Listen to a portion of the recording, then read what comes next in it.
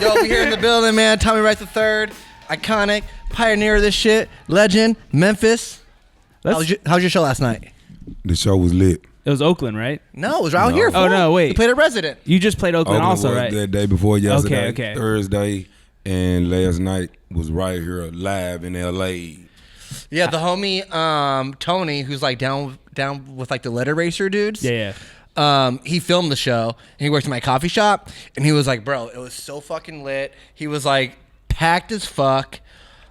Crazy. Oh, and I saw a Little Ugly Man posted a photo with you too. You know him? Man, man. Little Ugly Man came out. Shouts out to him, and man, it was sold out, and it's been sold out for a couple of weeks now. That's awesome. We gotta do a Halloween show with you and Little Ugly Man. That would be the bomb. That'd be really dope. Yeah. That would be dope. Because we have a history now with Ugly Man. We've done Halloween with him twice now, so we got to do a Tommy Wright III and Ugly Man. That'd be crazy. Yeah, we've tried that several times. We're gonna make it work this time. Really tried that. Me and Adam have talked and talked. True. And always tried to put that together, but we never could make it work. I don't know what was It gotta wrong. happen now. It gotta happen now. And now we finally get a chance to meet. We finally get a chance to happen. I'm so happy for you, bro. Oh, bro. I gotta dap you Likewise, up homie. Likewise, for the man. franchise you've built. Oh man. Ham. And You built the franchise. I mean, you've inspired so many motherfuckers, and so ahead of we were just listening to Meet Your Maker. That shit is so ahead of its time. Man, it sounds so good blasting through your speakers just now. Yeah, right. Oh man, and then it was #1 on Trap Tuesday, and so yep, it's been kind of wild watching. You know what I'm saying? That song just keep on rocking throughout the years. Yeah, a lot of people are saying that song is like a precursor to trap music that you kind of like you didn't know at the time, right? No idea. But people also say that you were the precursor to crunk music. And precursor to crunk music and trap god, pioneer. I've heard a lot of things. Excuse me, y'all. My voice is still kind of cracking because man, last night's show was so crazy. But yeah, man, I had no idea. I was just really going hard, straight out the house, making music, putting equipment together, and writing everything, putting a team together, and man, didn't have much to go on, didn't have really a whole lot of examples, didn't have a whole lot to follow. It wasn't a whole lot of different big labels. I was DIY from the beginning, and I made DIY. Because that was in the beginning. This is like 92, right? Yep, 92. Was there 3-6 Mafia wasn't out yet? No, I can go back a little further than 92, when my very, very first stuff was made, and it almost going to the 80s. It almost going to the late 80s, and it was like only maybe 2 other DJs that was doing it, and I had some real role models that were doing it. But like who? Like, oh man, I used to have Spanish Fly tapes, and I used to have DJ BK tapes, and some of those guys were doing things before me, and then I kind of wanted to go make tapes. They used to sneak me in the club right. when I was young, when big artists come to town, Club Expo.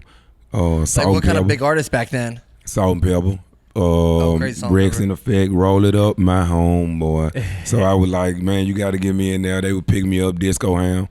They would sneak me in, and I was real young, and they let me kind of catch a show or two, and man, I was bit by the bug. Did you start rapping first or producing first? Man, you know what? I really started rapping first because I didn't have all that equipment. I didn't have a whole lot of equipment. So the guys on the corner, man, Terrence Webb, those guys were rapping, and I used to just run to the corner every day just to hear them rap. Wow. And man, and I used to sit there and just like try to like, you know what I'm saying, go against them and stuff like that. And now they hit me up and they be like, oh man, you took it all the way. So it's funny. But yep, eventually though, I had another friend who took rapping, you know what I'm saying, as a joke. And he got a chance to get the equipment on the payment plan. And I was like, I got to get that equipment from him. And he kept playing. And finally I got the equipment from him. He gave up. You can come get it. And when I got that equipment, man, I was in heaven. What kind of equipment was that back then? That was the 4-track. The 4-track. The little Tascam. Yeah, Tascam 5 sticks. You switch 4 tracks over the years, you get another one. But yeah, we used 4 tracks. We used the little samplers, Bosses, DI5s, DI660s, and little speakers. We had house speakers, and when I took it home, man, it never left. It's amazing. And the style you were doing, like the Memphis, murder gangster rap. Like, were there other cats really doing that before you? No. Like, what made you rap that way? And a lot of the DJs, a lot of the DJs weren't rapping at all. You know what I mean?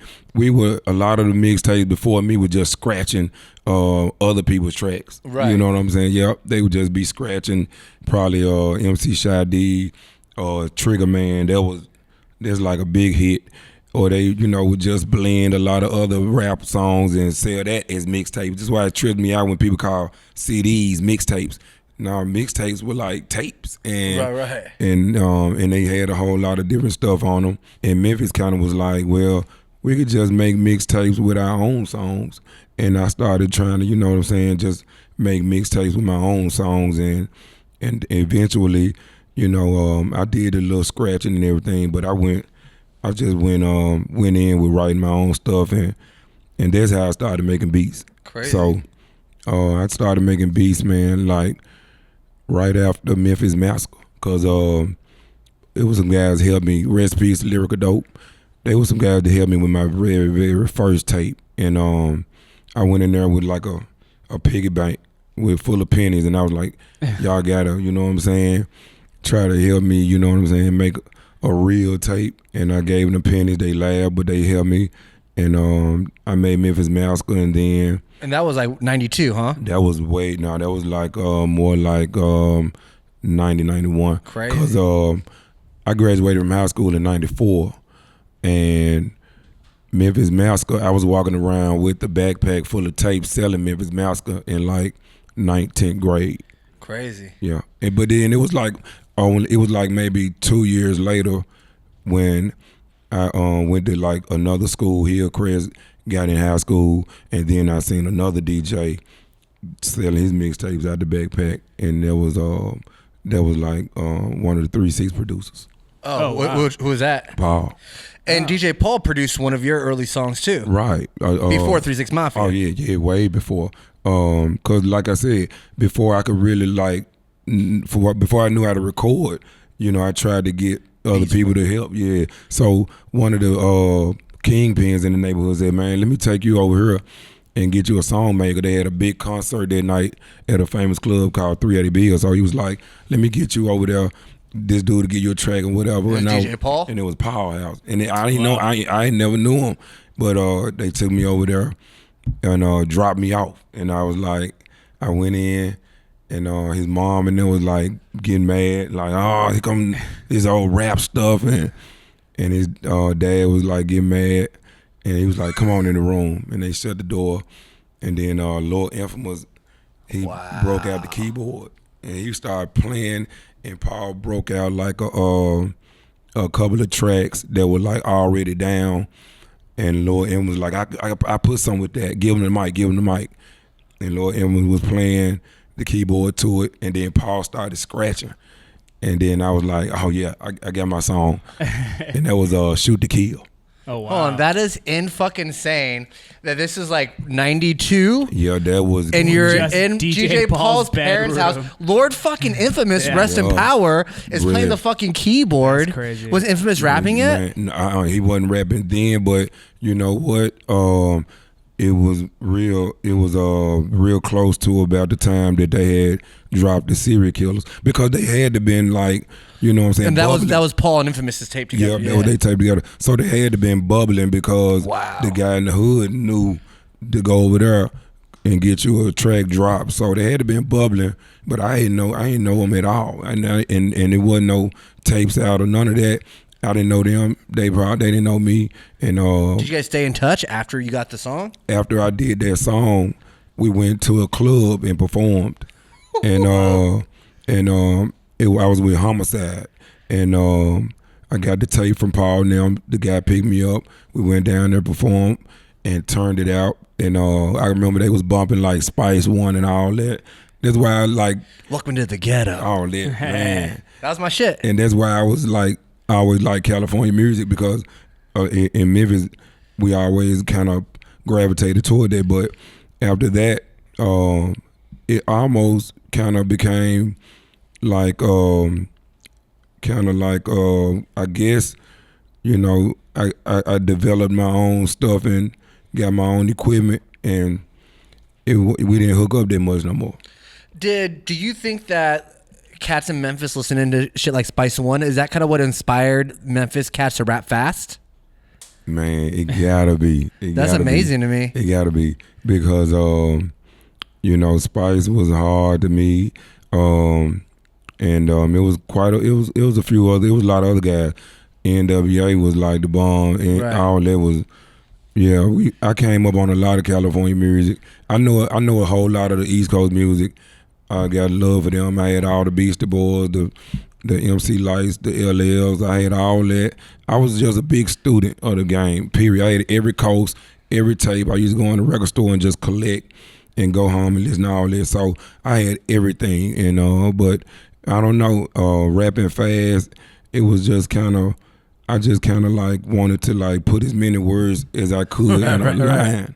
And that's when I kind of really started rapping fast. Cause my first like 1 or 2 tapes, it wasn't that fast. Right. And but as I kind of wrote more and man did my own beats and got to sit in that studio a lot more, then I locked that door, man. Slide my food under the door, and you know what I mean. Then I kind of really, man, tried to go at it hard on the mic.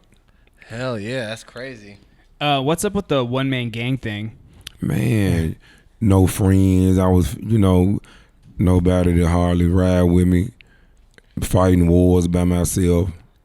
Going to war by myself. It was always, stuff like that. And that's when I kind of, felt like, man, I'm the one-man gang.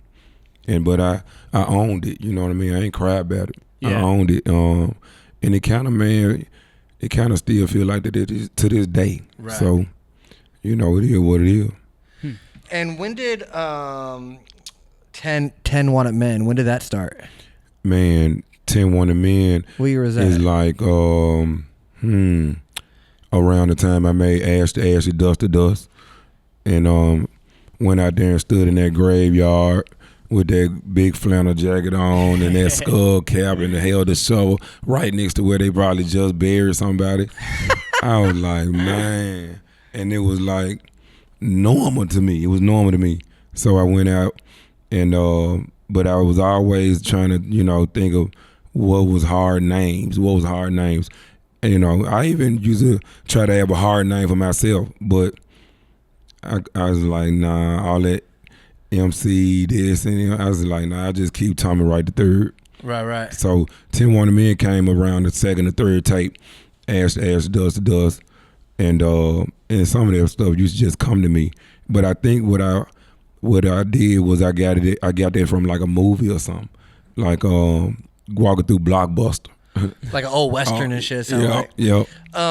And I think it was really interesting that LeChat was in 10 Wanted Men. Was that before 3-6? Yeah. How'd you know LeChat? Like, how did that happen? Her baby dad, he was one of my real tight partners, Tab, and he used to tell me, I don't want her rapping with nobody but you. And I used to be like, oh, but when he went to jail though, that's when she started rapping 3-6 Mafia. Started changing. So do you still keep in touch with oh LeChat? Yeah. We just had a real big party where me and Chad was up there talking, and we were talking about doing some videos to some of our old classics, and I always, what I'm saying, try to, keep that door open, because man, I got a lot of love for Chad. And as a matter of fact, her brother, we were like this. Shout out to Womack, he's paralyzed, and oh man, he's still rapping, but he had an accident and he can't move around like he used to. And Lil Chat, she's holding it down for her brother. That's dope. And Princess Loco was in the group too. Oh, Princess Loco. I feel like you're very ahead of your time having 2 women in your group. Because like in '92, like who was doing that shit? Man, I feel like that was I feel like, man, that was like, man, such a good thing. And Princess Loco, man, She tight. She was tight, young. We didn't know it, but I met Loco when we were like 5. Oh wow. Yeah, her family members stayed right across the street from me, and she was a kid, and we met, and then years later we realized, you know, That's crazy. that was your mom's sister, and Sean, that's your cousin. Oh, that was you with the top ponytails. Wow. So yeah, me and Loco ended up, you know what I'm saying, doing music. And she reminded me of some stuff. I used to bring the 4-track to her house. And actually, like, you know, her mom didn't let her come to the studio. She was like, no. So you had to go there to record her. I would have to like sneak in, and like if my mom gone to work, we would like bring the 4-track over her house, plug it up, just bring the mic just like this. And Loco would drop hits right there at the kitchen table. Bruh, her verse on Still Pimpin', like, it's crazy. She was in my studio by then, but coming for 9-4, we did it at the kitchen, and she held that, man, like 14, 15, because I'm older than Logo. Right. So, you know what I'm saying? She was, if I'm like 16, 17, 18, she was like 14 and stuff like that, and man, sounded like a veteran. Yeah, real shit. You ever cross paths with Gangsta Boo, like back in the day? Man, it's some funny stuff. Y'all with Gangsta Boo. I went to Atlanta to work with DJ Unk way before Walk It Out, and I think she called the studio, and they gave me the phone. I'm like, don't nobody know I'm here. How you gonna give me the phone? I'm like, hello, what's up, fool? This Boo. I was like, oh, what's up? Man, you at the studio, I'm on my way. I'm like, you in Atlanta? She like, yeah. Because then, you know, Atlanta was not even on my mind. I didn't even think they knew me. Right. My tapes were like strictly for the neighborhood. And when they called me like, yo, we want you to do a feature. I was like, how you know me? You know, Yeah. wait, you got my tapes? How you get my tapes? And they like, oh yeah, we got it all. They everywhere. We love you. And I was like, oh damn. So I went down. Boo came to the studio, man, broke out a bag of that sticky. It was like neon green. It was like the lightest stuff I ever seen in my life. And her boyfriend, he was like, yo, I love you. You know what I'm saying? I put everybody up on you. Tell him, Boo. Tell him I got his stuff in the car. Tell him right now, Boo. And I was like, all right, cool. So we dabbed it up. And I went in there and dropped my verses. And then he pulled me to the side. We had some long talks. We got cool like that. And I think he probably went to jail after that. But Wait, so where's these Tommy Wright Gangsta Boo songs at? no Tommy Wright Gangsta Boo songs. She came by as like just to kick it. I was in the studio doing chilling? my verse for this guy and DJ Unk. And she just came by. She was already like in and out of Atlanta. And when this was my first time, she was already like seasoned going down there. So, but that wasn't the day for us to collab. It was something else, and we didn't collab. And then we never really, you know, got tight. We was like more like just, you know, see you when I see you. Right. We did a show last year with Juicy J, Project Pat, and I was talking to Juicy and Pat and Ray about you. They all love you.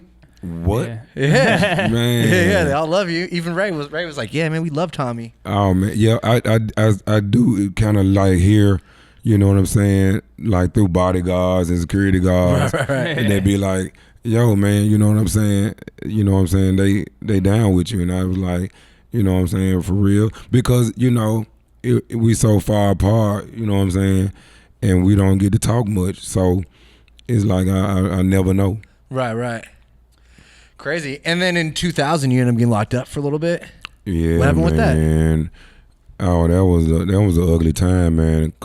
And it wasn't just one time. I was in and out like a revolving door. That's how they get you, man. And that's crazy. And it sucked too, cause you know. But what really kind of led to that is like all the bullshitting that the label was doing with the money, and then I kind of, you know, cause I could have kind of stayed out of the streets with the way rapping was going. Right. But with them bullshit like they was, I kind of went back to hustling.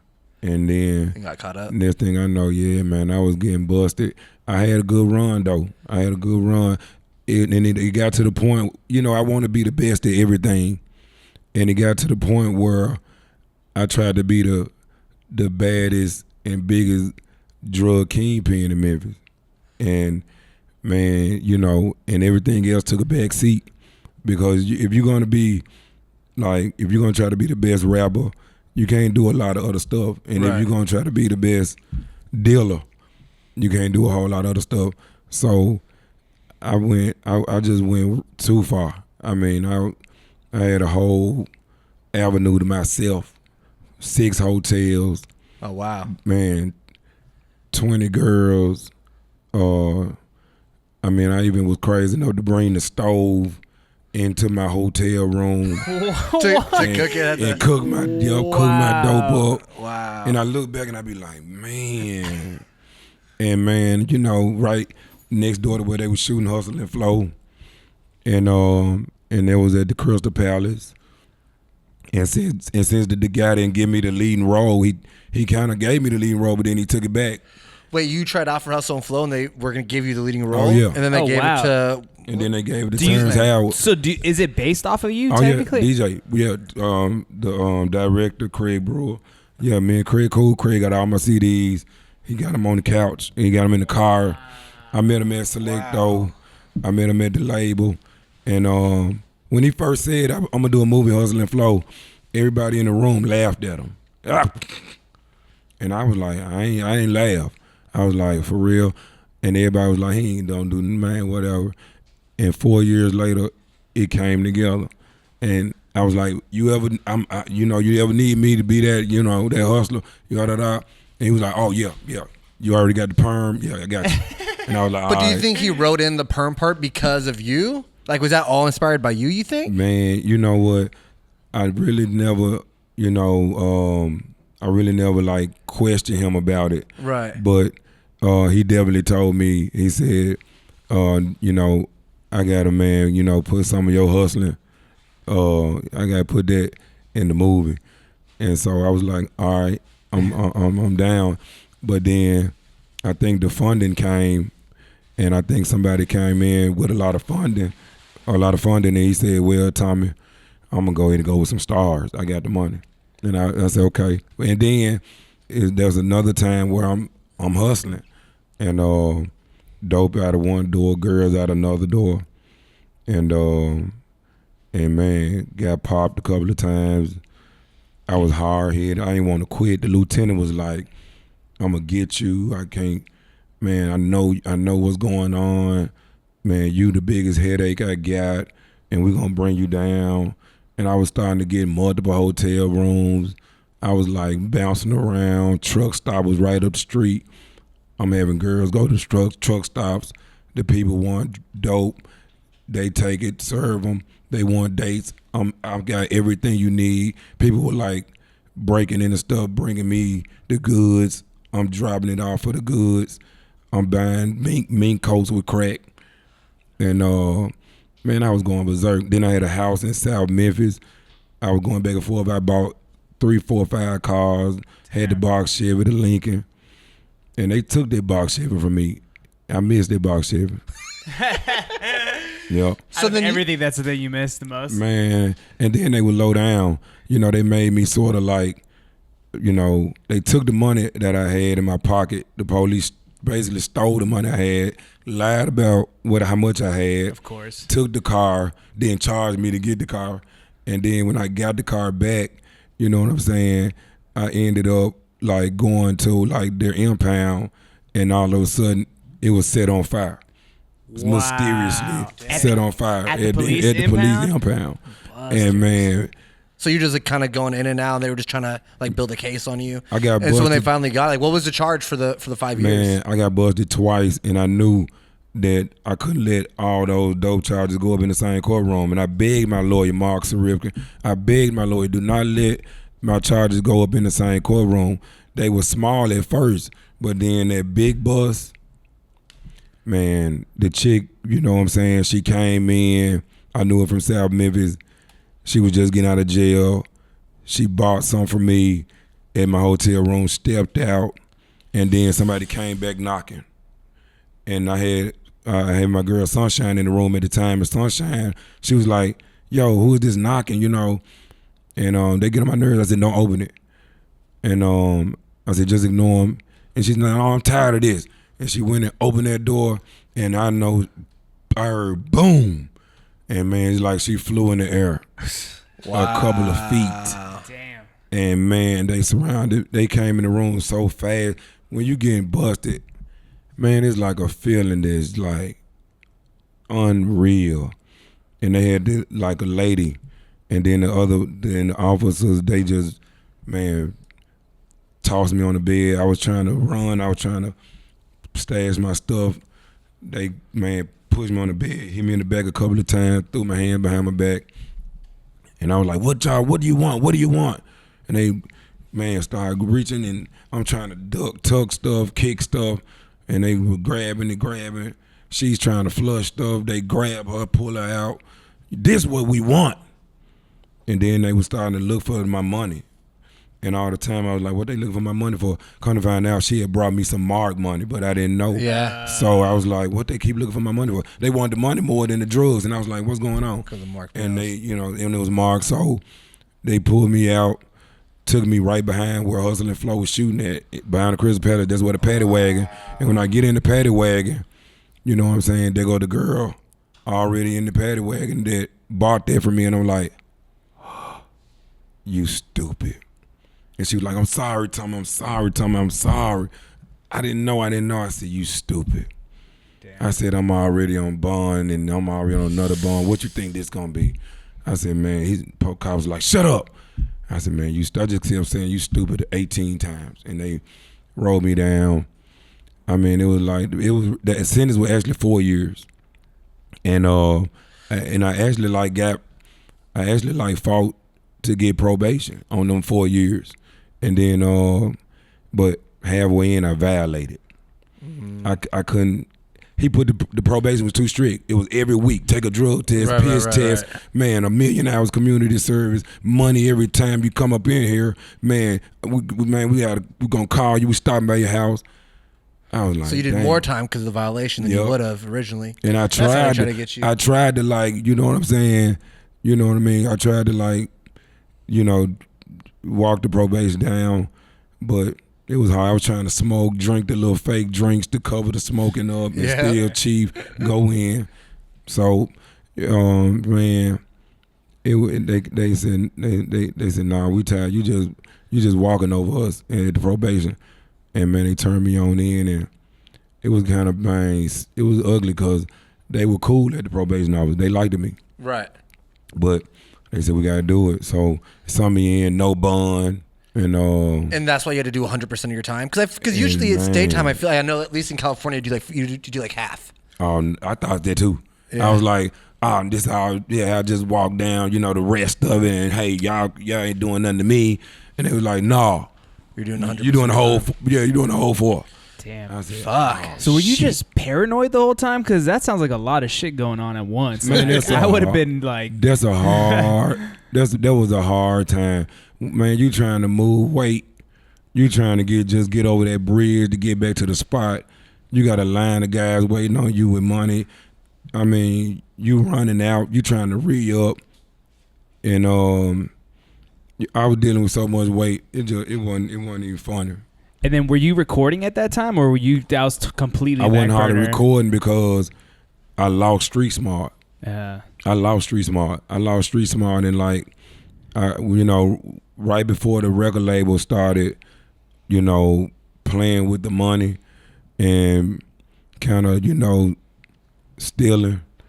You know, I had sort of invested in like a building almost big as this one. Like, that's crazy. I was finna take it all the way.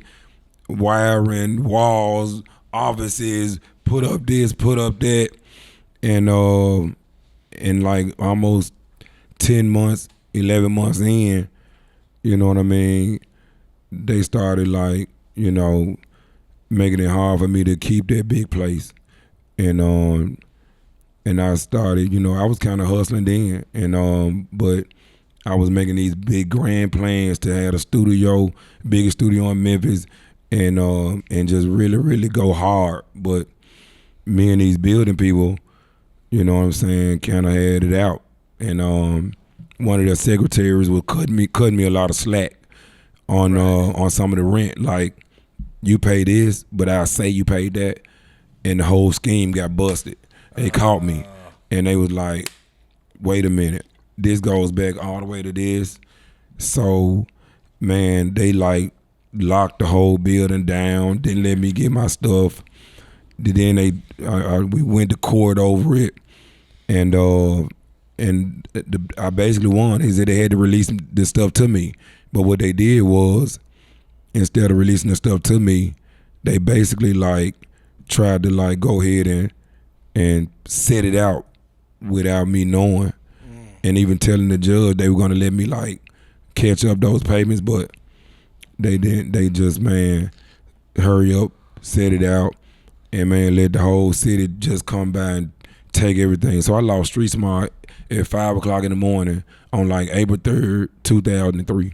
And that's part of that when you were like, man, I'm just gonna fucking go back to hustling then. Exactly. And man, I put rewards out. People called me, brought me stuff back. And luckily, what a lot of people brought me back were masters. Oh, your masters. And man, that was a dream. And so, one guy, and he kept playing with me. He was like, yo, I got this box from out, blah, blah, blah. And then I would meet him, I'd pay him for it. And then like the next day he called me, hey, I think I got something else that's yours. Wow. And I was like, wait a minute, motherfucker. And I buy it. And then he was like, yo, you know what? It's something else that was yours, I think, And I said, man, hold on, you bullshit. So I met up with the guy. He knows what I'm talking about because I see him now and he like, speaks. But his name Eric. And this time I just pulled up with the goons. And I was like, you're giving me all my shit. You finna give me, yup, exactly how you know. I pulled up, man, with the triggers out. We surrounded them. And I said, no more games. Man, what all you got? Man, this is it. This the final straw. And man, he said, oh man, he opened the trunk and there was all my masters, reel to reels. And I rather have that more than any equipment, even though I still wish I had that equipment because people be wanting, me to deliver the same beats now. They want me to make them same tracks. You need the old equipment. I need that old equipment. So I only got bits and pieces back, but I got those masters, and that's how I was able to do a remake of Ash to Ash, Dust to Dust, and Meet Your Maker to enhance the sound. Right. It was straight from the real sessions, the studio sessions. Wow. So I take them in, man, pop them in, dump it, mix it, and get it mastered and ship it out. And I'm gonna do all my albums like that. So y'all be tuned, stay tuned, whichever camera's on. We're gonna get them all out. I know y'all want the vinyl. I know y'all want the CDs. That vinyl out. So every album, even the tapes, even the CDs that I pulled off shelf through those little battles with the record company, they're all coming back out. That's awesome. Yeah, I saw because on a lot of the shows that people are buying hella tapes. You're putting out actual tapes, right? Man. That's smart as fuck. Like, I feel like that's like a thing a lot of people are, it's like coming back with that in vinyl. It's crazy, right? It's crazy because, but you know what? I'm lucky because a lot of the tapes that we didn't sell back then, it was like so many in the warehouse. Wow, I didn't. And I was like, wait a minute, why y'all just didn't tell me, before the time shifted over to CDs that we had so many tapes, and they were like, oh well, you're done with us now, so there you go. So I put up with the 18-wheeler, man, and emptied out the warehouse, and got it, and put it all. Like, I want plaques off the wall. I want my pictures. I want my, CDs, my tapes, I want everything, my covers, I want everything. And we, pulled off. And man, I ended up with a ton of tapes from the days of when everybody, felt like they were dying and CDs took over. So now, I saw the boom. Yeah. And I was like, offered them up, and man, they sell out as fast as I can put them That's up. crazy. It's like a blessing in disguise. It's like putting away for your retirement plan without It's knowing like his shit. Yeah. Yeah. It's like, wait, I got 401k. It's these tapes. They pop it again. Yeah. It's like, it's so crazy. And, and sometimes it's like I really never stopped, you know what I mean? Because, I had a lot of tapes, over the years that I used to go back and try to make sometime. But for some reason, man, I'm just a different kind of seller. And I don't know why. Even when United States stopped buying tapes, overseas were buying tapes. So shout out to Germany, Ireland, Switzerland, Finland, Stockholm, Japan. They love underground rap. Yeah. They rocking with me hard. They love it. Have you been out there to do shows yet? Dog. I did my application for my passport like last week. Oh. And I was like, You'll kill it out there. Yeah. man, I'm ready to go. It was a dream. I see like movies with Germany and stuff on it, and I'd be like, wow. They'll love you. Yeah. Hey, it was some guys from Russia sent me a picture, and I was like, they were like, you need to come out here. And I was like, wait a minute, will I live? Will I survive coming out there? Will I make it home? And they sent me a picture with like 30 guns and 30 guys, and they're like, we got you. I was like, all right, bet, cool. So I know y'all got me. So yeah, I'm ready to roll on out there, man. And I get a lot of, we having a whole lot of plans made about rolling out there, but is I gotta do the passport thing first. Yeah. We got to link him with Chase's promoter friend that does all the Oh, yeah. overseas We could shows. do, we can link you with Moscow and somebody. shit. We can link you with somebody, Yeah. dude. That thing will be really helpful. How do you feel about Well, I want to know. Hold on, before you get. I know you're gonna ask, but I want to know before that. So like 8 years ago, probably 7, 8, 9 years ago, there's this resurgence of Tommy Wright III, where all of a sudden all these artists started talking about you. A$AP Rocky, 2 Chainz, Kreayshawn. What do you think happened? What was the resurgence? Man, Were you surprised? Yeah, I gotta admit, I was surprised. I was very surprised, and what's really crazy is that a lot of that I didn't even know. I didn't even know. Until the internet gave me a little bit of knowledge. You know what I'm saying? It helped me kind of realize it. But like even some of my group members, even like now, you know what I'm saying? We used to think we were like nothing. And you know what I mean? Because it wasn't going on like that when I was fighting and I was making Meet Your Maker and On the Run, and I used to see the sales sheets and like, wow, there's a lot of albums. I turned down a record deal. I wish I would have went ahead and signed it, but with Republic Records, because I think Bruno with Republic. Yeah. But yep. I just never thought I was shit. I never did, and I never really thought that people were rocking with me. It took so long before I realized that, and then fan mail started coming. When I would put a address in the album, fan mail would come, and I was like, oh shit. And next thing I know, I had fan mail to fill up this whole room. Oh wow. And I was like, what the hell?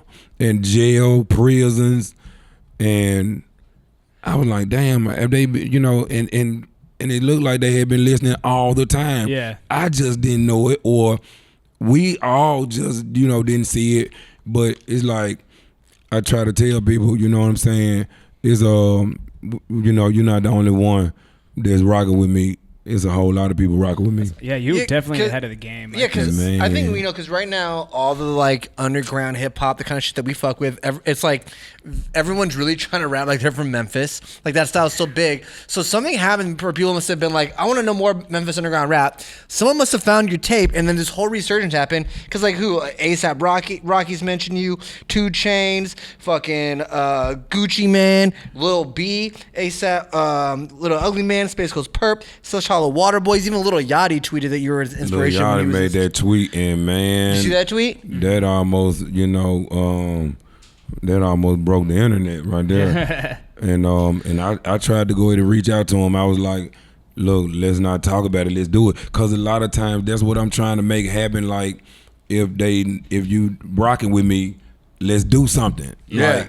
Because you're not gonna live forever. And man, we see that through the deaths of Lord Evans and Costa Nickel and my homie C9. So But I think that they were probably like listening to me when I was dropping it. I don't know if they just now hearing about it, because 2 Chainz basically said that, he been rocking with me from day one. Right. Harmony Korine said he been rocking with me from day one. Oh, yeah, can we talk about that's the amazing. Spring Breakers movie? Oh man, well, Harmony Korine, painful. He's lit. He's like wild. Harmony Korine is my guy. Wait, were you able to hang out with him or? Nope. Nope. He was in Miami when I had a show in Nashville. He got to Nashville. I was leaving. And it was like, as I was on the freeway, he called. Oh shit! And I was like, damn. And we talked for a long time though. And he is like serious about seeing me win. Yeah. And he is like, so he introduced me to Todd Moskowitz with 300. And now Todd has his own label. What is it called? The new one? I forget about it. You're talking about. Yep. What's the new label called? Alamo Records. Alamo, shout out. So I do wish me and Harmony could have, worked together. It's gotta happen. Yep. And, That'd be fucking awesome. Yeah, because when I heard you were the inspiration for one of the characters on Spring Breakers, I was like, oh shit. I was like, hey, it's a big story with that. Wait, let's hear it. They sent me a script, and I was actually like ready to go and do the movie. What happened? Yeah, well, it seems as if the casting director and Harmony was like, on 2 different pages. And Harmony was pushing for me. He sent me the script. I got it. I was learning it. I was ready to be in the movie. And then I don't know if they just knew it at the time, but I was like, sort of, having hard times. And with that movie stuff, with that, they were like, "Yo, can you be in LA today?" I used to be like, "What?" Yeah. And if I try to do that, they were like, "Oh no, we're gonna be in Atlanta. Can you make it to Atlanta tomorrow?" And I used to be like, on Christmas, they were like, "Come to Nashville." and the casting director was like, "I don't think, So, if they would have just kind of really pushed for it to happen, or just went on ahead and just, send me an Uber or something, I was there. But since I really couldn't hang with some of the demands, they moved on and gave my role, to somebody else. And you all know that was. That's twice, man. Put this man in a fucking movie. Yeah. Third time's a charm. But speaking of Spring Breakers, so obviously one of the characters is also based on Riff Raff. Yeah. And yesterday on Instagram, you see Riff Raff was listening to Tommy Wright III. Oh, really? I didn't know that. That's yesterday. He was bumping, running the gun and hard. And people were on the comments like, Tommy, you fuck with Tommy, That's Tommy. dope. Real Rav, holler at me, Real Rav. What's up, man? Jody. Shout out. Yeah, that's a day one. Now, how about Sesh Hollow Water Boys? Like, they haven't reached out to you to do a track, Xavier and Chris Travis? Oh yeah, we did shows together. Oh yeah. Oh, wow. Man, Where was that at? Where- Memphis? High Tone, Memphis. How'd that go? It was lit. Oh my God. And you know what? I respect him because he gave me a shout out in the interview. And so when he gave me that shout out in the interview, you know what I'm saying, I was like, that's cool. And and we need to meet. So, but it was a long time went by. I didn't get to meet Zay. And then finally, I think it was 2015, and that promoter, they said, "Look, we coming to Memphis. We got a show, man. You got to do it. We got to get you on it." And so I said, "Oh, definitely." So we came in, and man, that show was lit. Hell it yeah! was elbow room only, wall to wall, no chairs, and man. And they tore the roof off. They're so lit. Like, they kill it. Like, on some punk rock shit. Man, oh, man. And then... I love those kids, man. I love them. In comparison to how shows are now, what were they like back then compared to now? Was it... My shows or just in general, just rap shows. Like turn shows in the 90s in Memphis. Like rap has progressed, but also like the, in the 90s, shows have progressed. In the 90s, it's a whole different I feel like in the 90s in Memphis, you probably couldn't mosh without someone really wanting to fuck you up. Yeah. You know, I feel like they'd just be confused. What's and crazy? Like, don't fucking touch me. What's crazy is what they call mosh pits was really just our gangster walking line. Yeah. And they I'm like, that's a gangster walk line. And when we get in there, we just, man, throwing balls and pushing and hitting you and doing this and who can hang the longest and we stepping in. Whoa, so y'all had that 90s. Oh, yeah, because crunk music. Oh, man. That was fight music. Crunk is Memphis. Memphis is crunk. Crunk started in Memphis, born and raised in Memphis. I don't know anything other than that. And because a lot of people might think it's from Atlanta because Lil Jon. Nah, but it's Memphis. Lil Jon probably he gonna tell you. You know what I'm saying? But Lil Jon, he had love for Memphis because I think Lil Jon came to a club one time. He was like, "Yo, you know, turn on some Tommy Wright and play a fly." And I was like, people were calling me saying, "Hey, he just said that. He just shouted you out."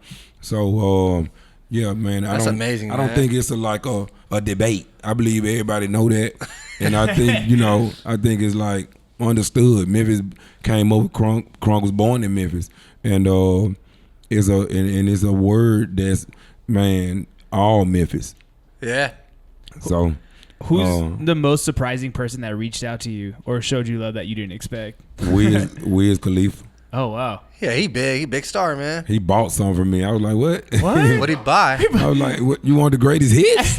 He's like, yo, let me get a t-shirt and some like, CDs. And you're like, wait, you Wiz. Yeah. And everybody was like, oh shit, Tom Wiz buying something from Tommy. I was like, oh man. That's so dope. And it was on Twitter and it was like retweeted like 10,000. I even had to retweet them like, yeah, y'all see that. So you know what I'm saying? Yeah, you look at this motherfucker. Yeah. Man, in that Fader magazine when Gucci was like, I grew up on Tommy Wright. Wow. Yeah, that's when I was like, oh, you know what I'm saying? But Lil Chat told me that one time and I ain't believe it. She was like, yo, we was down there and Gucci had your CDs all on the couch and everything. Wow.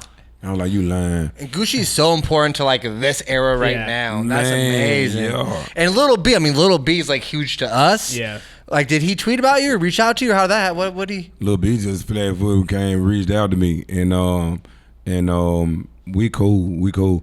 And I can't wait to do something with him. Ooh. Because he came to me first, and I was like, you know what I'm saying, and it sort of went over my head. But he was like, yo, you know what I'm saying, let's do a show. And then he was like, let's go and make some music. And I was like, okay. When I get to, the new studio, when I get the little setup, blah, blah, blah. I don't know why the fuck I was like putting shit off. Yeah. But I ain't like that no more. Lil B, holler. I'm like, yeah, Lil B, holler at me. Because when I did the last show in Oakland in February, we tried to reach out to him, but I think he was in like another part of the country. And he's kind of a weird dude. Oh man, man, he sampled like maybe 3 of my tracks, and he put them on songs that were like totally opposite of what I was rapping about. And I was like, what? Yeah, he's a weird one.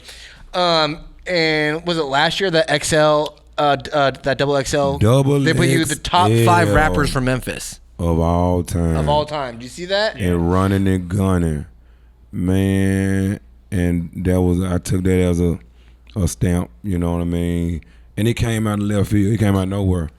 And then it was like, then they put me on their social media, and that got like 50,000 hits, likes, and I was like, where did this come from? And but I wore it like a badge of honor. Hell yeah. And then they basically like reached out to me. So I'm waiting to do like a shoot with them. And oh, dope. And I'm ready for that. And a couple years ago, didn't you do a show for Mad Decent and Diplo in Philly? They are, man. They get my biggest respect for like hollering at me when hardly nobody was hollering. This is before Rocky and everybody was shouting you out. Man, it's way before that. And I give them a lot of respect. I even told them, I said, when I get cool, I'm gonna give you your show money back. You know what I'm saying? I'm gonna give it back to them because, man, and then and it was hard to get to the show, and they broke their neck getting me there. You know what I'm saying? I'm like, I don't even know what I was thinking. I tried to drive to Philly from Memphis. I mean, and I just, I'm gonna get a rental car, and me and my dogs, we gonna ride up there. Man, that was the hardest ride ever. I got to Knoxville. It took like 50 hours just to get to Knoxville. Wow. And I ain't even, then I get to Virginia, and I was about to stop and take a break. I didn't, and then I got pulled over in Virginia, and the police like, man, like got us out the car. My license was suspended. T-Dog didn't have no license. Shit. Droopy, you got a license? Nah. And the cops were like, oh, y'all can't ride no more. We taking this car. I'm like, dude, you can't do that. We on the way to a show. We in the mountains. It's lions up here. You can't just leave us out here on the middle of the road. They're like, well, yeah, technically that's what we're gonna do. I was like, no. And then I had like a ton of tapes in the trunk, and we had to take them all out the trunk. And I just raised hell. Y'all not leaving us in the middle of Virginia, man, with these lions. And they were like, well, you can get on that tow truck. And we were like, damn. So we jumped on the tow truck. They took the car. We get to the tow truck place. Hey, will you please just give us our car back and we won't tell the police? And they were like, Bobby knows me. And I'm like, damn. Bobby knows. So they take the car, leave us there. We got to walk. We got to call Mad Decent. You know, where they like get to a nearest Walmart. We get to a Walmart. They wired me something to get a bus ticket. We ride the bus to D.C. Yeah, Wash D.C. They got somebody to meet us there, a radio DJ. He ride us through 2 toll bridges, through Baltimore. Wow. And then we get to Philly. They would shoot up to the back of the Club Fluid. Man, up the stairs, up the alleyway, straight to the top. Man, it's time to go on. No change. Wow. I'm like, what? I don't even get there. I don't get a glass of water. He goes, an Incredible Hulk, and they pay. You take a sip of that. The people are waiting. I look out over the thing, and it's like, oh, damn. The line all the way wrapped around. That's amazing. And, man, Dirty South Joe. Yo, Dirty South Joe's the homie for real, man. He really killing it, man. That's my dog. Shout out Dirty South Joe, 100%. Shout out, man, 100%, man. Much love. And we rocked the stage, and then it's like we had to like figure out how to get back home, so we had to like take Greyhounds all the way back home. We had no car. We wanted to go to New York. They were like, New York's 1 hour away, and they was like, I was like, we can't even go nowhere. We had to just take Greyhounds, walk around Philly, look around. And that's why I be surprised that Philly got love now. Because I be like, man, you know what I'm saying? I haven't been back. Right. But they rock with me. Do you feel like you get more love in Oakland or LA? I'm just curious.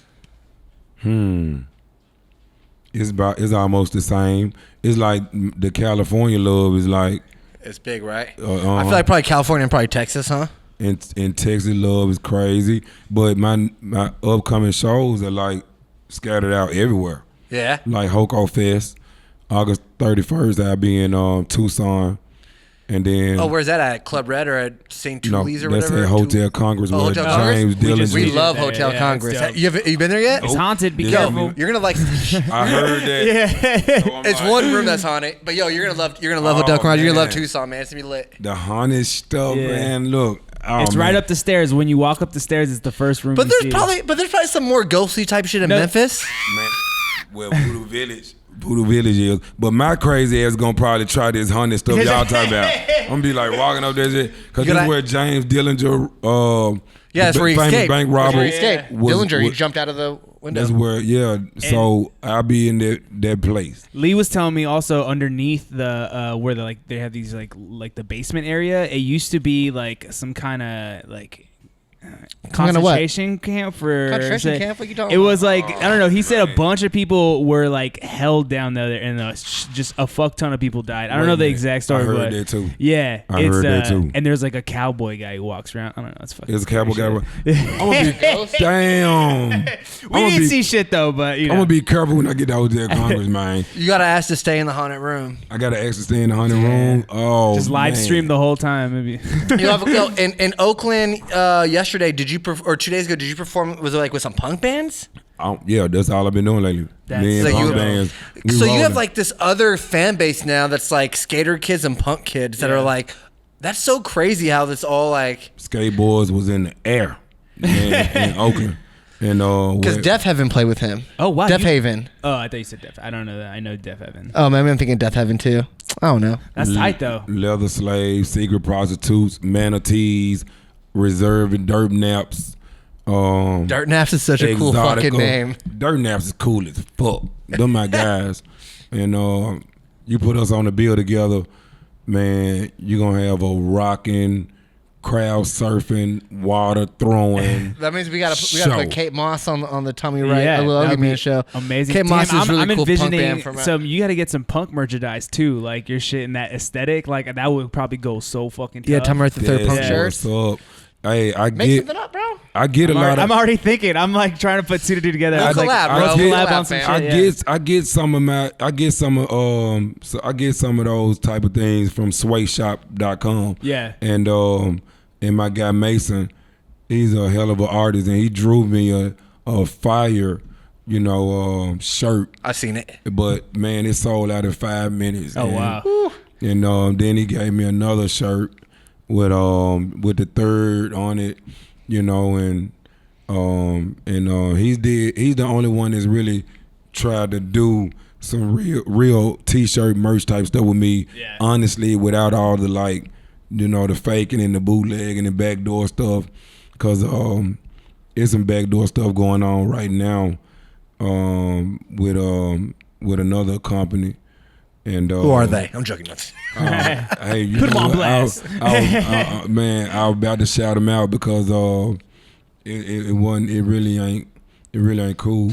But yeah, swayshop.com. You fuck with them? Yeah. Yo, someone just had a good idea. I'd rock a Tommy Wright III patch because punk kids love patches. Like a little back patch. Hey, I like that idea. Yeah. Go design something. Let's collab on something. I'm down. We're not even trying to get paid off. That's it. what I We're was just trying talking to help you about. It's out. like some punk ass And with y'all merchandise. behind it, I know it's gonna be dope. Oh, that's true. Some people do the buttons. I like the buttons too. Yeah, the yeah, pen buttons. Yeah. Oh yeah, those are also very punk rock. Some people do that. So. Hip Hop Royalty of Memphis reality show. Oh, what's that about? Man.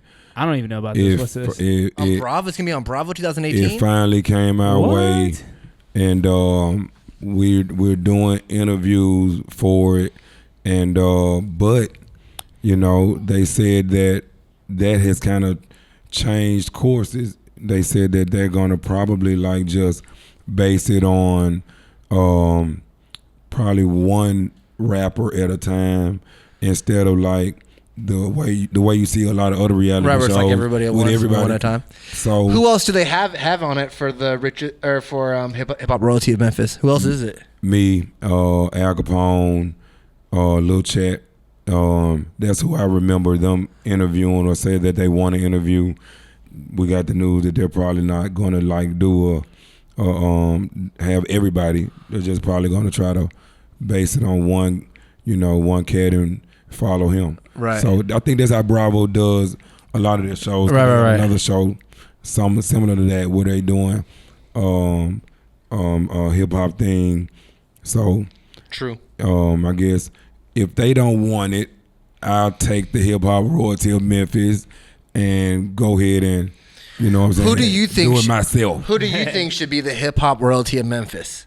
In your eyes, who's Hip Hop Royalty of Memphis? Wow, man. I respect all of them. I bump all of them. I got all they tapes. I speak up on them. I'm a unifier. I try to boost everybody up. I try to just kind of inspire them, uplift them. But one guy that just made waves when I was young, and I even tell him that today, was Gangsta Pat. Gangsta Pat, hell yeah. And man, hell yeah. That's the first dude I ever saw just have Memphis just wrapped around his finger.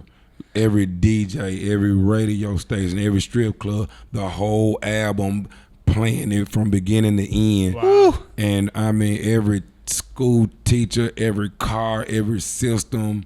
I mean, he was like God. And I mean, the way he did his hair, I used to be like, I'm gonna let mine grow like that. Cause I had a fade at first.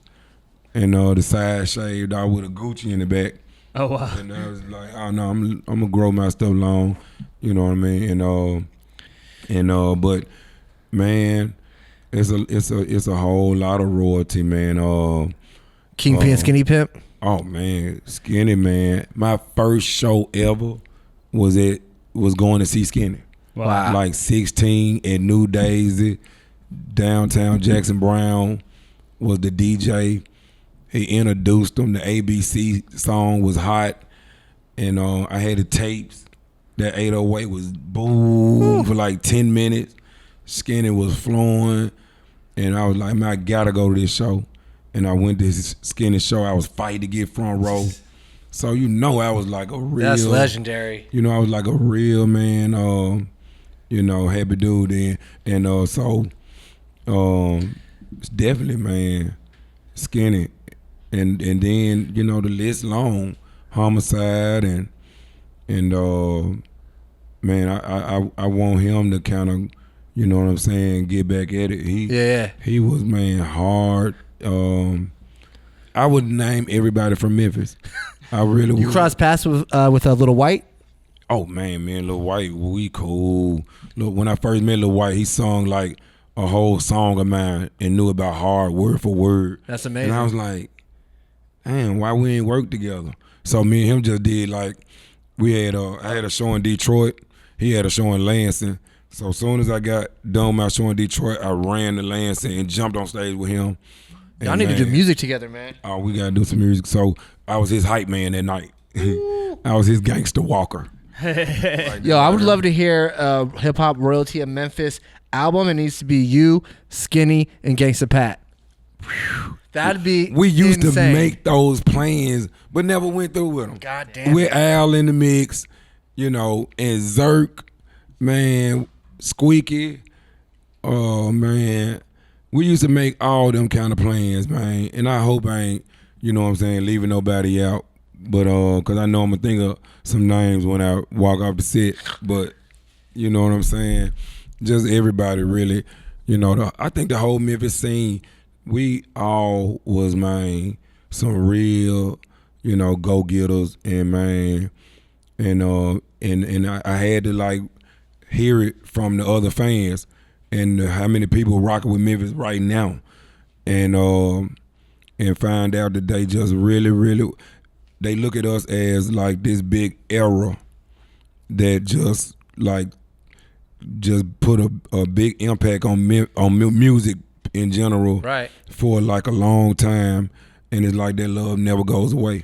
I mean, it's crazy to me to listen to like your old tapes or Skinny's tapes, and like this is like 91, 92, and the styles are so different than when anyone, like it wasn't like the hippity hop bullshit. It was just like, it was so different and unique, and it's like, and I don't understand like where the influence even came from. It's just like this, like it's so creative, and it's like, to me it's like almost like the weird new underground hip hop, but like to me it's just crazy. It came out of Memphis, like it came right out of Memphis. And Lord Infamous, like the crazy weird styles. It's and like, we didn't have nobody to kind of you guys just kind of did it. No, I ain't had nobody to kind of like copy off of or say, oh, that's cool. This shit was like born. It was. I mean, it wasn't no styles. Because before me, it was like I said, it was like the Fat Boys and. Yeah. Right, exactly. It wasn't, a hip to I the used to hop beatbox and all that, but and I respect New York. I respect the breakdancing and all that, but it wasn't a whole. We didn't have that, and all that shit was homegrown. That's why I respect Memphis even more, because all that was original and it came straight from us. So I have to even if I forget, I make myself respect it. Like, hey. You know what I'm saying? We had something. Don't never forget that, and don't never, you know what I'm saying, look down at yourself because a lot of record labels didn't come or this and that. And I try to uplift them and tell them, man, you the shit, and always remember that, and you can, you're gonna always be remembered. Yeah. Well, that's fucking awesome. So I know that you made the Bone Thugs diss record back in the day, and that's funny because to me, even that first Bone album, The Faces of Death, before they were signed to Ruthless Records, they were just doing Memphis rap. Like that album is Memphis rap. Yeah, album was Memphis rap like a mode. And man, even they just never gave credit to Memphis. That what the deal was. Man, You know what? I didn't know them. I wasn't even really up on them like that. I didn't get the Face of Death till they were almost like already like, you know what I'm saying, on to the next, or after they had already signed with Easy. So I didn't really hear none of those. All I know, or all I went by was like, you know, here come the disses, and here come like, you know what I'm saying, and the people who own the town, cause man, that was like some real anger going through the city, and people like calling each other like, yo, you know, Bone was just downtown, and you know they kicked over the stand with all the Memphis shirts on it, and you know, and they man, you know, they, you know, smacked up a dude and this, and that was selling that, and I was like, what? And people was, I mean, it was hot, it was heated. People like, man, I'm talking about everywhere you go, it was like, we need to roll up to this, we need to roll up to that, we need to head up to the show. Did y'all ever like cross paths with Bone? I only crossed paths with like one of them in the airport, and he didn't want to talk at all. He was, you know what I mean. So, but it was the article that really kind of, you know what I'm saying, set me off, and after that, you know what I mean, man, it just kind of rolled out my fingers onto that paper, man, with ease. Yo, sorry guys. All right, let's enter this call. You got to put the headphones on so they can hear you. Yo, we got a call. Handphone. Who this? Oh yeah, man. What's up, my boy T. Wright? What's up, T. Wright? This Riz, bro. Oh, what's up, my guy, man? This Tommy, man. How you been? I mean, good, man. I was gonna say, man, y'all need to know that Tommy Wright been putting it down for a while. I mean, he been day one. You know what I'm saying? 96 came out on a run. Feel me before they kill me. So he always been a factor. Always been a factor. Like we was way in Michigan bumping him, way in Texas bumping him. Oh man, what part of Texas are you in right now? I'm in Dallas right now. I'm just out there, but I'll be back and forth from Dallas to Detroit. I'll be in Dallas like I think October. So okay. Yep. So you got to come out. It's gonna be a barn burner. Definitely, man. You know it. Last time I was supposed to come out in Austin, but I missed my flight. We had got like bad weather, so I was so mad. I was like, man. Hey man, but you know what, man? I appreciate you rocking with me all them years, and I'm glad now that me and you finally able to talk. I'm talking directly to you, so man, I appreciate you rocking with me. I'm telling you this personally, 1-to-1, and y'all, man, I thank you for that, man, because I know you could have been listening to anybody else, and if you've been keeping up with me all that time, I gotta tell you much love, baby. So right back, man. You know, we're waiting on that new album. I know you get the response every time, so I guess when they come, it'll come. But I know you get tired of people asking you about new material and everything. You know, you've been through a lot. It be some new stuff like floating where people can get a taste of some new stuff from me on some features and stuff like that. But I know everybody ready for that album, and man, I'm ready to get it to them. You know, cause like I said, tomorrow ain't promising nobody. So look, I'm going hard. Come to a show, cause that's that's like where I'm really, you know, getting my groove back. For sure. I'm glad to see you out. I mean, I've been saying this for years though. You know, I've been saying this. Hey man. I'm like, man, I remember I got on the big. If he got signed to Universal or something, I'm like, man, this dude is too talented just to be in Memphis. Just waiting. Like when I first heard you, I was like, man, like we should be sitting back there like, man, why this dude ain't got no big deal? Like we was just shocked. Like we never heard no music like that before. Like never. Hey, and I hear that all the time. And you know what, man? I really didn't even know. You know what I'm saying? It was that deep. I really didn't even think it was that deep. You know what I'm saying? But you know, now I know. Hey. Yeah. I'm just glad you out doing shows, man, and you know, you back going hard, man. You know man, what I'm saying? That you I hate let them know. I hate how, you know what I'm saying, didn't give y'all some new shit, some good jams, and I hate I made you wait, but it won't happen again. We back. It's all love though. We still got the classics, you know what I'm saying? We got Genesis, you know, I got all the original copies. So and luckily I'm still here. So man, you made it, I made it, and man, hey, we finna turn up, baby. Yep. Yeah, I like that. So, Dope. For sure. all right, then. All right, man. Thanks you for calling in, I man. just want to holler at you, man. Hey, big ups to you, man. You know what I'm saying? Much respect, dog. I'm out here for real. One. Appreciate it, man. Yo, shout out to my homegirl Zootleg. She's a really dope rapper. She just dropped some new shit. Zootleg. She's in the chat. Yo, respect Zoot. Very nice. Is there anything you want to push before we dip out, or anything you want to talk about? We've been talking for 90 minutes. I guess we got to wrap up. Oh, man. Yep. Because, you know what? I'm probably, man, the one made this drag on too long. This is... Let's take this call, too. Come on. All right. Richmond, ham phone, who this? Ham phone, who this? Hey, what's going on? It's Seth from Richmond, Virginia. Hey. Richmond in there. What's up, Seth? That's right. Hey, man, that's a shame to hear what the cops did to you in Virginia a while back. Oh. They don't play around here, man. They're some bitches. Hey, it's crazy to get a Virginia call. Hey, man, thank you. That's what happened. And I hope I can get out there, man, and do a show. Y'all rocking with me out there? Absolutely, heavily. We got a big underground rap scene. I'm sure Ham guys can tell you about it.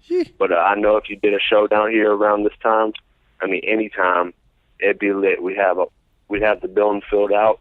You know what I mean? It'd be a good time. So, yeah, come on down to Richmond. We'll fuck with you. Oh, man, I might bring my son, Tommy Foe. He got a new hit, Keep It Real. And, you know what I'm saying? And if I can get the gang out there, I will. And so, but other than that, man, hey, it's some new stuff coming, man. Trust me, it ain't over, man. I ain't done by a long shot. Let them know, man, I'm coming. There we go. All right, absolutely, bro. For sure. Later, self. All right, have a good one. All right. You know who else is from Richmond originally? Ugly Man. Lil Ugly Man, and we're definitely gonna. I'm gonna text Ugly Man right after this shit. I really want to make something happen Halloween weekend. You and Ugly Man. I think that would be really fucking legendary, really important. I will sign on the dotted line right now. We're making it happen. Dope. Yeah. So, is there anything you want to touch on, or? Oh man. Closing thoughts. Man. Thank y'all for staying down with me, and man, I like what you guys got going here. This is a beautiful setup. Thank you. So I got to give y'all props too. I got to give y'all shouts. Great interview, and mainly I don't. You know, I just, man, come on out to the shows, and I'm back. We doing a whole lot, coast to coast, overseas. I'm on Twitter, Facebook, Instagram. A lot of people thought I was dead. A lot of people think I'm still dead. I heard somebody say I ain't dead. Look, y'all, let's put that word out right now. I am not dead. Tommy Wright III is alive. Go tell a friend. Follow me and let it and come on. Look at everything that's going on. Check it out. And all the rappers, let's get together. Let's tag team. Let's put in this work, and let's give the fans what they want. That's what I was telling Lil Ugly Man. Let's give the fans what they want. I ain't even tripping about none of that other stuff. Man, if they like this combination, they want to hear this guy with that guy. I'm all about giving the fans what they want. I deprived them too long, and I know I let them down. So I'm all about making up for lost time, and putting a smile on their face. There you go. Shout out to my daddy. Today is birthday. Oh shit. And he's turned 75 today. Tommy Wright Jr. Oh wow. And he can't. My dad's deaf. My mom and dad both can't talk, so I had to sign it.